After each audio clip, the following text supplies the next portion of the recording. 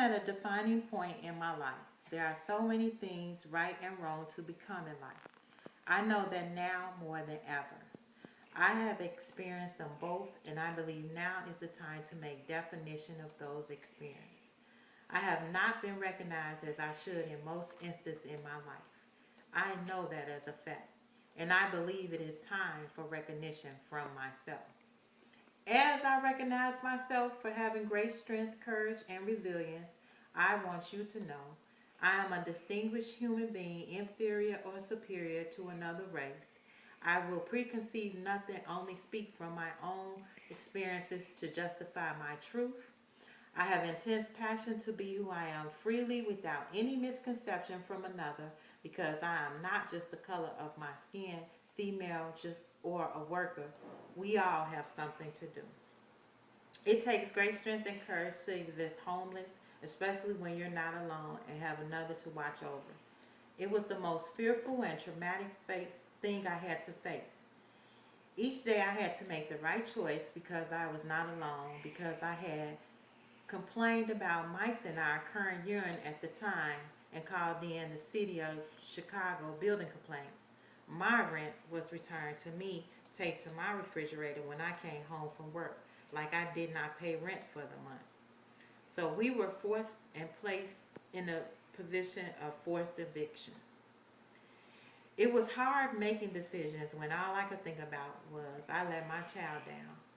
It hurt terribly, and I had to hide it to keep him grounded and unmoved by reality.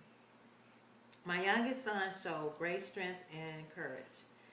He remained a straight A student during the whole time, and not once did his behavior demonstrate publicly affected by our hardship and disparity.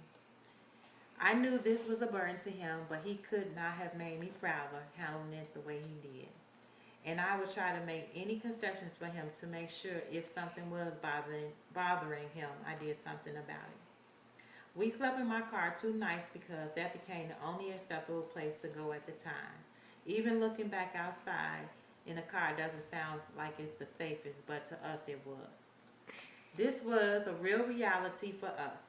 If this isn't strength and courage, I don't know what is, because in 2011 through 2012, the city of Chicago had a homeless population in the Chicago public school system of about 17,255 students. And of these, 98.4% were children of color. We were not included in this number. We faced being homeless on our own by the grace of God. The whole time I could not understand how there are so many services for homeless, but not one we sought out could help us achieve anything. But we had resilience and are currently living in a brand new home after still facing many housing obstacles since 2012. My children have made me so proud that I am their mom. My sons are so important to me. They are more than just my life, they are heaven sent. It's just like God knew. My oldest, my first living dream come true, my college student. He won't give up, refuses to be a return home student or washed up football player statistic. This young man just won't quit, and trust me, he has stated it several times to me that he thought about quitting, even called me to come pick him up from his college. But he hangs in there and continues on. My children are simply amazing. Our worst days are our best days. We seem to get so much information from each other, and it improves us as a whole family.